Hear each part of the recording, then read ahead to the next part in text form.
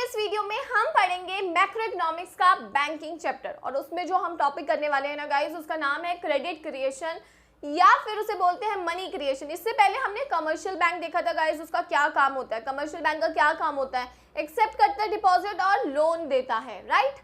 वही कॉन्सेप्ट यहाँ यूज होने वाला है कि किस तरीके से कमर्शियल बैंक गाइस हमारी इकोनॉमी में क्रेडिट को क्रिएट करते हैं और पैसा किस तरीके से सर्कुलेट होता है इकोनॉमी में, ये उसी को हम मनी क्रिएशन कहते हैं। यानी कि किस तरीके से पैसा एक हाथ से दूसरे हाथ में और दूसरे से तीसरे हाथ में जाता है। इसके लिए एक एग्जाम्पल लेती हूँ। लाइक अगर आप अपने स्कूल की फीस जमा करने जाते हो, स्कूल वालों के हाथ में फीस आती है, वो अपनी टीचर्स को देते हैं। अब टीचर्स के हाथ में जैसे ही पैसा आता है खूब माला माल हो जाते हैं और उसके बाद क्या होता है, वो खर्च कर देते हैं अलग अलग जगहों पर। ऐसे ही होता है, आपके घर में भी पैसा आता है, आप खर्च कर देते हो। पैसा कभी भी रुकता नहीं है, चलता रहता है, दौड़ता रहता है, राइट। अब टीचर्स ने आगे अपनी ट्रिप्स पर पैसा खूब खर्च कर दिया, ट्रिप वाले के पास में पैसा आ गया, वो भी आगे किसी ना किसी पर्पस के लिए पैसा खर्च करेगा। तो ये क्या हो रहा है, पैसा सर्कुलेट हो रहा है, ठीक है।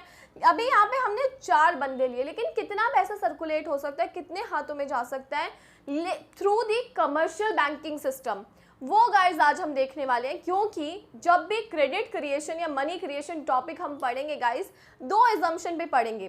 फर्स्ट तो ये कि भाई ये हम लोग कमर्शियल बैंक के पॉइंट ऑफ व्यू से पढ़ रहे हैं, तो एंटायर कमर्शियल बैंकिंग सिस्टम को हम bank term as a bank, उसे हम बैंक लेके चलेंगे। दूसरा, all payment and receipt done through the bank, सारी पेमेंट और रिसीट किसके थ्रू होगी गाइस, बैंक के थ्रू होगी, ठीक है। तो no cash transactions, no cash on delivery सुना है ना, तो no cash transaction in the economy, सारी ट्रांजेक्शन किसके थ्रू है, बैंक के थ्रू है। और सारे कमर्शियल बैंक को हमने एक यूनिट माना, दैट इज कॉल्ड बैंक। कौन से होते हैं कमर्शियल बैंक गाइस, जो आपके आसपास एक्सिस बैंक दिख रहा है, HDFC दिख रहा है, सारे कमर्शियल बैंक के पैसा कमाने के मकसद से आ रखे हैं, राइट। अब ये प्रोसेस होता क्या है, लेट सपोज ये वाला बंदा था मिस्टर ए। अब मिस्टर ए डिपॉजिट करने गया बैंक में 1000 रुपये, ठीक है। उसने 1000 रुपये बैंक में डिपॉजिट करे, लेट सपोज उसका बैंक था एक्सिस बैंक, राइट। अब ये 1000 रुपये क्या एक्सिस बैंक पूरा का पूरा लोन पे दे देगा, नहीं गाइस, उसको कुछ पैसा अपने पास रखना होगा। That's called legal reserve ratio. क्या बोलते हैं इसे, लीगल रिजर्व रेशो। इसमें 2 रेशो आते हैं, एक आता है कैश रिजर्व रेशो और एक आता है SLR, that is statutory liquidity ratio. क्या होता है ये अलग से हम बैंकिंग, मतलब अभी जब RBI के फंक्शंस पढ़ेंगे तब भी हम पढ़ेंगे गाइस। देखो कैश रिजर्व रेशो क्या होता है, कभी भी जब भी आप अपने किसी भी बैंक में जाके पैसा जमा कराते हो तो बैंक पूरा अमाउंट लोन पे नहीं देता, उसकी कुछ परसेंटेज उसे RBI के पास कंपलसरी जमा करानी होती है, ठीक है। लाइक सपोज करो 10%, तो 1000 का 10% हो गया 100 रुपये, ठीक है। तो 100 रुपये उसने RBI के पास जमा करा दी और कुछ परसेंटेज उसे अपने पास भी रखनी होती है, क्योंकि कल को अगर कोई बंदा पैसा मांगने आ जाए तो उसके पास भी तो हो, वो ये तो नहीं कहेगा ना कि भाई मैं तो सारा पैसा लोन पे दे बैठा हूँ, मेरे पास तो कुछ नहीं है। नहीं, ऐसा नहीं कह सकते। हमें अगर कोई भी डिपॉजिटर अपना पैसा विड्रॉ करने आता है तो हमारे पास पैसा होना चाहिए, तो वो मेंटेन करने को हम कहते हैं statutory liquidity ratio. Statutory liquidity ratio, let suppose करो ये भी 10% है, तो 1000 का 10% हो गया 100। इसीलिए हमने लीगल रिजर्व रेशो गाइस, इसको कैश रिजर्व रेशो भी बोलते हैं, ये हमने मान लिया 20%, ठीक है। तो 1000 का 20% कितना होगा, 200। यहाँ पे भी मैंने कितना लिखा, 200। कुछ पैसा गया हमारे RBI के पास, कुछ पैसा गया हमारे किसके पास, हमारे खुद के पास, as a statutory liquidity ratio maintain करने के लिए कि हमारे पास भी पैसा है। तो एक्सिस बैंक ने 100 रुपये अपने पास रखे और 100 रुपये RBI के पास जमा करा दिए। अब इतने पैसे रखने के बाद वो कितने का लोन प्रोवाइड कर सकता है, 800 का। 1000 में से 200 यानी कि 200 माइनस हो जाएंगे 800। अब मिस्टर बी आए लोन लेने के लिए, ठीक है।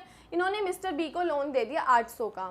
क्योंकि सारी ट्रांजेक्शन्स बैंक के थ्रू होगी तो मिस्टर बी भी अपने बैंक में जाके 1000 रुपये जमा कराएंगे कि मुझे 800 रुपये जमा कराएंगे, क्योंकि उसको भी पता है सारी ट्रांजेक्शन बैंक के थ्रू होगी, कहीं पर भी वो कैश की ट्रांजेक्शन नहीं कर सकता। तो ये अपने HDFC बैंक जाएगा और वहाँ जाके 800 रुपये जमा करा देगा। अब HDFC बैंक भी सेम यही प्रोसेस करेगा। तो हमें इतना सब कुछ नहीं लिखना, हमें सिर्फ 20% निकाल देना है इसका। तो 800 का 20% कितना होगा, 160, ठीक है। बाकी बचा हुआ पैसा कितना आएगा 640 HDFC लोन के रूप में दे सकता है, बाकी अपने पास और RBI के पास 160 रुपये 80-80 बांट लेगा। ठीक है, अब 640 रुपये मिस्टर सी गए। ठीक है, उसने 640 रुपये करे, लोन ले लिया, लोन के बाद अपने बैंक में जमा कराया फॉर दी पेमेंट। अब अगेन 640 का गाइस सेम प्रोसेस होगा, लेकिन ये प्रोसेस कब तक चलता रहेगा? ये जहाँ पे मैंने mister A mister B C लिखा है, आप यहाँ पर राउंड्स लिखोगे गाइस। यहाँ से डिपॉजिट से स्टार्ट हुआ तो ये फर्स्ट राउंड, ये second, third round, fourth round, fifth round और कंटिन्यू होगा। लेकिन कब तक होगा? ये तब तक होगा गाइस जब तक कि ये 1000 रुपये में से सारा पैसा बैंक के पास नहीं जुड़ जाता।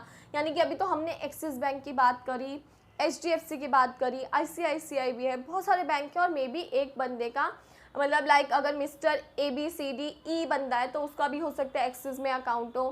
तो ये कब तक चलेगा प्रोसेस कि ऐसा होता रहेगा? तो गाइस ये प्रोसेस तब तक चलेगा जब तक कि हमारा लीगल रिजर्व रेशो पूरा जितना डिपॉजिट था हमारा बैंक के पास टोटल नहीं आ जाता। बैंक के पास जब ज़ीरो अमाउंट बचेगा कि कुछ दे ही नहीं सकते, तब तक ये प्रोसेस चलेगा। लेकिन हम इसे कैलकुलेट कैसे करते हैं? तो इसे कैलकुलेट करने का गाइस तरीका होता है मनी मल्टीप्लायर या क्रेडिट मल्टीप्लायर इसे कहते हैं। ठीक है, क्या कहते हैं इसे? मनी मल्टीप्लायर या क्रेडिट मल्टीप्लायर, जिसका फॉर्मूला क्या होता है 1 में लीगल रिजर्व रेशो, इस पर डिपेंड करता है। ठीक है, अब जैसे हमारा यहाँ पे लीगल रिजर्व रेशो था 20%, तो हम इसे इस तरीके से लिख सकते हैं, अगर पॉइंट को हटाए तो ऊपर 2 0, यह आ जाएगा 5। So legal reserve ratio is the number by times are deposit got multiple. तो हमें पता है हमारी डिपॉजिट कितनी मल्टीपल हो सकती है गाइस? 5 टाइम्स। 1000 रुपये अगर हमने जमा कराए थे तो 1000 मल्टीप्लाई बाय 5 हमारी टोटल डिपॉजिट आएगी। तो टोटल डिपॉजिट हमारी कितनी हो जाएगी? 5000। और यानी कि अगर आप देखोगे वो किस पे डिपेंड है? हमारे लीगल रिजर्व रेशो पे। जितना लीगल रिजर्व रेशो ज़्यादा होगा उतनी डिपॉजिट कम होगी, क्योंकि बैंक अपने पास ज़्यादा बचा के रखेगा। यहीं पर अगर मैं आपको एक एग्जांपल दूं कि अगर लीगल रिजर्व रेशो 10% है, तो यानी कि पॉइंट ये अगर आप ये हटा दोगे तो आंसर आएगा 10 नंबर। तो अगर हम यहाँ पे 1000 को 10 से मल्टीप्लाई करेंगे तो यहाँ 10,000 आ जाएगा। तो ये हमें कैसे पता चलेगा? जब हमारा टोटल डिपॉजिट जितना हमने इनिशियल डिपॉजिट किया मल्टीप्लाई बाय क्रेडिट मल्टीप्लायर या मनी मल्टीप्लायर। और मल्टीप्लायर का फॉर्मूला क्या होता है? मल्टीप्लायर का क्या फॉर्मूला होता है गाइस? 1 में LRR। अब 5000 में से हमें पता है लीगल रिजर्व रेशो कितना है 1000, तो 5 माइनस 1 कितना हो गया? 4000 का हमारा लोन क्रिएट हो चुका। यानी कि 1000 रुपये को उन्होंने कितने में कन्वर्ट कर दिया? 5000 में। राइट, ये बात आपको समझ आएगा। इस प्रोसेस को हम कहते हैं क्रेडिट क्रिएशन, जो कि बहुत एक इजी सा कंसेप्ट है। आपको बस ये टेबल समझनी है, इसको अच्छे तरीके से प्रेजेंट करना है, लिखना है। मनी मल्टीप्लायर क्या होता है? 1 में LRR, that is legal reserve ratio, जो हमने ये 20% पढ़ा ये।